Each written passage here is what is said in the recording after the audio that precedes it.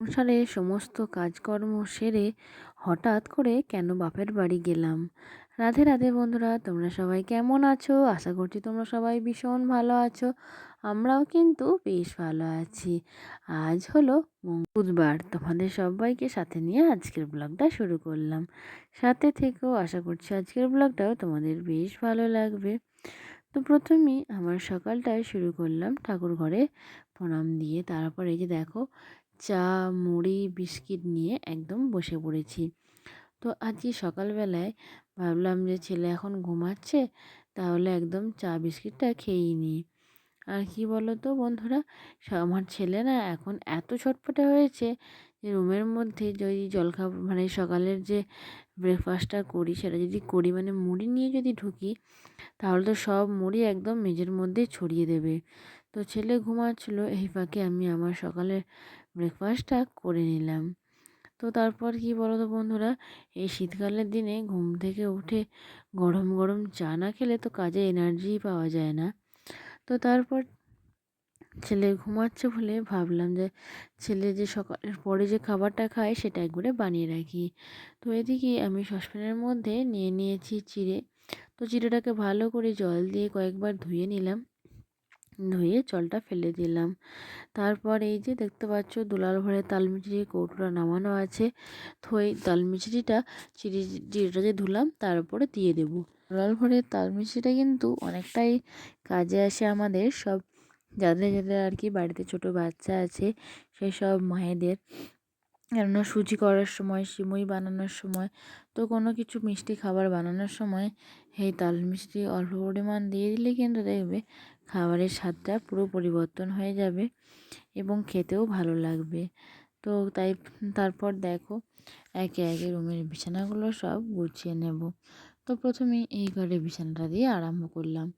তো এই দুদিন তো ওপরে আর নিচে মানে মেঝেতেও আর কি কম্বল মিলে তারপর মোটা লেপ দিয়ে আর বিছানা করা হচ্ছিল। তো মা আর বোন তো কালকেই চলে গেছে, তো সেই জন্য আমাদের শুধু ওই ওপরের বিছানাটাই তুলতে বাকি ছিল। তো তারপর দেখো দুটো ব্ল্যাঙ্কেট সুন্দর করে গুছিয়ে দিলাম। এবার কি বলো তো বন্ধুরা, আমার যে বিছানার মধ্যে এত বিছানা থাকে মানে কি বলবো, বিছানা গোছাতেই প্রায় 1 ঘন্টা লেগে যায়।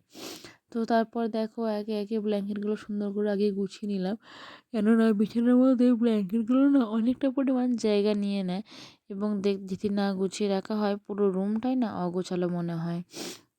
তারপর তো সাথে আছে ছোট ছেলের বিছানা। তো ছেলের 3টে বালিশ, কাঁথা, ওয়ালপেপার, ব্ল্যাঙ্কেট সব তো প্রায় বলতে পারো শুধু ছেলের। তো আমাদের তো একটা ঢাকা আর 3টে বালিশ হলেই হয়ে যেত।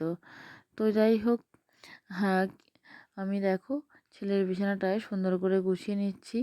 আর এই যে একটা একটা করে ছেলের যে কাঁথাগুলো, ব্ল্যাঙ্কেটগুলো ভাঁজ করে রেখে দিচ্ছি। তো ছেলেকে এখন তো রাতের দিকে ডাইপার পরাই, তো সেই জন্য ছেলের একদমই কাঁথা এখন কাচতে হয় না।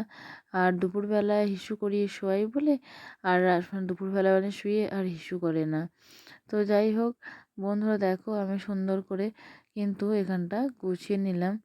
আর কি বলো তো, ওই যে বিছানাটা না টান টান করে একটু গুঁজে নিলাম, কেননা এদিকটায় শুধুই না বেরিয়ে যায়, আর বেরিয়ে থাকলে কি বলো তো দেখতে খুব খারাপ লাগে। তো তারপর বিছানা ঝাড়ু করে একদম রুমটা ঝেড়ে দিয়ে চলে এলাম।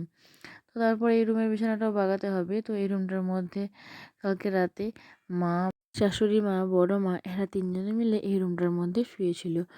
তো এই আমাদের যে এক মানে ওই 2 দিন ব্যাপী যে হরিনাম হলো, তো সেই হরিনাম সংকীর্তন শুনতে কিন্তু অনেক আত্মীয় স্বজন আসে। তো সেই জন্য অনেকগুলো করে ব্ল্যাঙ্কেট এবং লেপ নামিয়ে রেখেছিলাম এবং প্রয়োজন হলে সেগুলো সব বার করে নিতাম।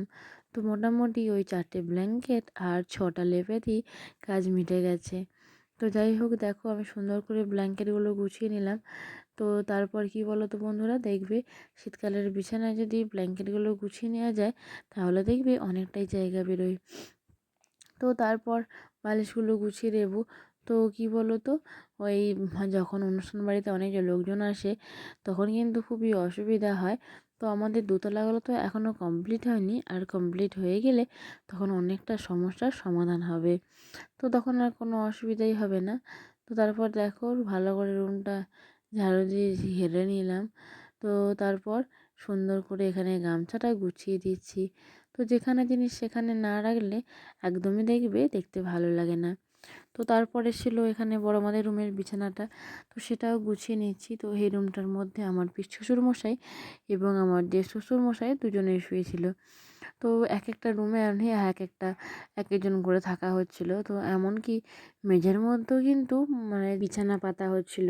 তো যাই হোক, এরকম করে অনুষ্ঠান বাড়িটা পেরিয়ে গেল। এরপর পালা শুধু ঘরবাড়ি গোছানো বাগানোর। তো আত্মীয় স্বজনরা তো সব কালকেই চলে গেছে, শুধু বাকি আছে আমার শাশুড়ি মা আর শ্বশুর মশাই। তো আজকে সকালেই ওরা চলে যাবে, তো বাড়ি চলে যাবে। তো পিসিমা দেখো ওখানে দাঁড়িয়ে আছে, তো আমার সাথে কোনো বিষয়ে হয়তো কথা বলছে। আর কি বলো তো, পিসিমা না সবসময় বলছে যে আমার দুটো ছেলের খেয়াল রাখতে এবং মেয়েকে যেন পড়াশোনায় একদম বেশি চাপ না দিই। তো যাই হোক, আমি কাজ করছি আর পিসিমা আমার সঙ্গে গল্প করছে। তো কি বলো তো বন্ধুরা, ওই বয়স্ক মানুষরা বাড়িতে যখন একা থাকে তখন তারা বাইরে এলে না বেশি কথা বলে। তো যাই হোক, পিসিমা দিকে আমার সাথে গল্প করছে আর আমি এদিকে আমার হাতের কাজগুলো সেরে নিচ্ছি। তো বিছানা তুলে রুমগুলো সব পরিষ্কার করে ঝাঁটপাট দিয়ে রেখেছিলাম। তারপরে এই যে দেখো স্ট্যান্ডে করে ভালো করে ঘষে ঘষে মুছে দিলাম।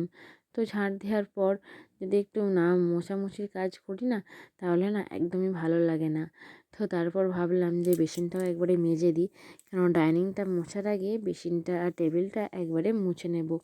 তাহলে স্টেপ বাই স্টেপ কাজগুলো করলে অনেকটা সুবিধা হবে এবং ঘরবাড়িও থাকবে অনেকটাই পরিষ্কার। তো তারপর দেখো কলের মুখটা পর্যন্ত ভালো করে পরিষ্কার করে দিলাম। তো এই যে এখন সাবান দিয়ে একটু মেজে দিচ্ছি, কেননা ওই লেবু বেকিং সোডা দিয়ে যে হ্যাকটা আমি বানিয়েছি, তো সেটা দিয়ে করলে কিন্তু অনেকক্ষণ টাইম লাগবে এবং বেসিনটাকে আধ ঘন্টা ছেড়ে দিতে হবে। তো শুধুমাত্র ওই পরিষ্কার করার জন্য তো এখন তো একদমই মোটেই টাইম নেই, তো সেই জন্য ওই সাবান দিয়ে মেজে আপাতত রেখে দিলাম। তো তারপর টেবিলটাও একদম মুছে দিচ্ছি, তারপর মেঝেটা মুছবো। তো এদিকে রুমটা একটু মুছে পরিষ্কার করে দিই, কেননা এত মিষ্টি রস পড়েছে ওই ফ্রিজ থেকে বার করে নিয়ে যাওয়ার সময়। তো রুমটার মধ্যে ঢুকলেই কেন পায়ের মধ্যে না ওই লেগে যাচ্ছে আর কি। তো সেজন্য ভালো করে ঘষে ঘষে এই রুমটা মুছে দিচ্ছি। তো এখনও অনেক জিনিসপত্র নিচে নামানো আছে, তো এগুলো এবার একটা বাড়তি খাটুনি, কেননা যে জিনিসগুলো নামানো আছে সেগুলো আবার যথাস্থানে ঠিক মতো সাজিয়ে গুছিয়ে রেখে দিতে হবে। তো রান্নার বাসন, ঠাকুরের বাসন সবই আছে বলতে পারো। তো দেখো, আমি কিন্তু আমার এই ঘরটা এখন ক্লিন করতে সময় পাচ্ছি না, এতটাই নোংরা এবং অগোছালো হয়ে গেছে। তো খুবই খারাপ লাগছে। তো কিছু করার নেই, কেননা এখন তো আর পরিষ্কার করা যাবে না, কেন হাতে অনেকটাই সময় চাই। দেখি কালকে যদি সময় করতে পারি তাহলে রুমগুলো ডিপ ক্লিনিং করে ফেলবো। তো যাই হোক, এদিকে দেখো সংসারের কাজকর্ম সেরে স্নান টান সেরে নিয়ে আমি এখন চলে এসেছি কিন্তু আমার বাপের বাড়িতে। তো বাপের বাড়িতে এসে দেখো আমার মা আমার মেয়েকে আর ছেলেকেই মিষ্টি জল খেতে দিয়েছে। বন্ধুরা দেখো, সংসারের সমস্ত কাজকর্ম সেরে আমি কিন্তু এখন চলে এসেছি বাপের বাড়ি। তো হঠাৎ করেই কেন এলাম তো সেটাও তোমাদের বলি, কেননা ছেলের প্রচণ্ড সর্দি করে গেছে, ঠান্ডা লেগে গেছে। তো সেই জন্যই আর কি ছেলেকে নিয়ে ডাক্তার দেখাতে এসেছি বাপের বাড়িতে। বাপের বাড়ি এসেছি তাই একদম ফুল রেস্ট। তো রোদের মধ্যে দাওয়াতে দেখো রোদ এসেছে কত সুন্দর। তো রোদের মধ্যে একদম বালিশ নিয়ে শুয়ে পড়েছি।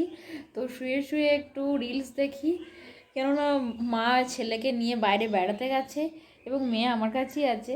তো আর এমনি তো বাইরে বাপের বাড়িতে এসে তো কোনো কাজের চাপ নেই। তো সত্যি মেয়েদের বাপের বাড়ি এলে যেন একদম পুরোপুরি রেস্ট হয়ে যায়।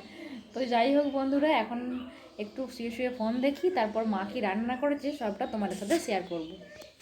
আমরা আসার পর মায়ের সবই রান্না হয়ে গিয়েছিল, শুধু বাকি ছিল এই যে ডিমের অমলেটটা বানাতে। তো এদিকে মা রান্নার দেওয়ার আগে, আমাকে খেতে দেওয়ার আগে ডালটা গরম করে নিল এবং দেখবে ডিম যখন ভাজা হয় তখন কিন্তু বেশ গরম গরমটা খেতে বেশ ভালো লাগে। তো এদিকে দেখো বাটির মধ্যে পেঁয়াজ কুচি, লঙ্কা কুচি, নুন সব কিছু মিশিয়ে নিয়েছে এবং ওভেনের মধ্যে মা তাওয়াটা গরম করতে দিয়ে দিয়েছে। তো ভালো করে এটা মিশিয়ে নিয়ে তারপরেই দিতে হবে। তো তারপর দেখো তেলটা গরম হয়ে যাওয়ার পর ভাটি থেকে আর কি ওই ডিমের যে লিকুইড যেটা গুলে নিয়েছিল বাটির মধ্যে সেটা ঢেলে দিল। তো একটু ভাজা ভাজা হওয়ার পর এটাকে এবার উল্টাতে হবে। তো কি বলো তো বন্ধুরা, আমাদের বাড়িতে তো ডিম একদমই রান্না হয় না। তো সেই জন্য বলতে পারো ডিম ভাজা আমি প্রায় বছরে হয়তো 1 বার কি 2 বার খেলাম। তো আমার অত নেশাও নেই। মানে খেলেও হবে না খেলেও হবে এরকম একটা ব্যাপার। কিন্তু বেশ অনেকদিন বাদে খেলাম, তো খেতে কিন্তু বেশ ভালোই লাগছিল। তো এদিকে দেখো মা কিন্তু এটা উল্টে দিয়েছে, এবং আমি না যখন রান্না করতাম এই ওলটানোটাই আমার না খুব ভয় লাগতো। তো এদিকে মা রান্না করেছিল পেঁয়াজ দিয়ে মুসুর ডাল, সয়াবিনের তরকারি, শিম ভাজা, বেগুন ভাজা আর ছিল ডিমের অমলেট। তো দুপুরে খাওয়া দাওয়া সেরে তারপর ছেলেকে নিয়ে ডাক্তার দেখাতে বেরোবো। তো ছেলের তো প্রচণ্ড ঠান্ডা লেগেছে, ওই হোমিওপ্যাথি ওষুধ খেয়ে একদমই কমেনি। তো সেই জন্য আর কি ছেলেকে ডাক্তার দেখাতে নিয়ে এলাম আজকে। তো ডাক্তারবাবু আসতে অনেকটাই দেরি হবে। তো দেখো একদম বাড়ি থেকে বেরিয়ে চলে এসেছি ডাক্তারের চেম্বারে।